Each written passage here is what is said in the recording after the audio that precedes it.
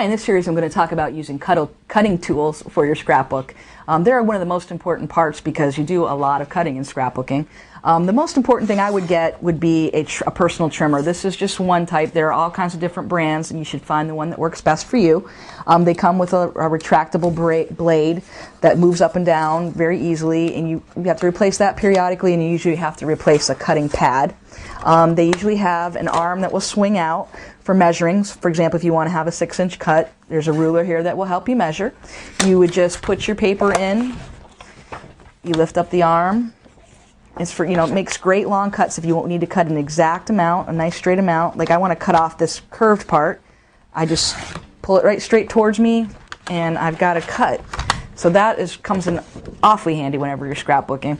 Another tool is called the guillotine kind of cutter. Just don't put your fingers in there. But it's a nice blade that you usually don't have to replace because it just doesn't work that way. But it's for cutting small things. I trim photos and things like that. Small pieces of paper, you just stick it under and it's off.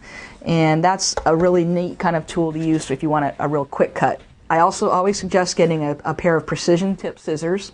You want to cut sometimes intricate details, and they're very sharp and will cut well.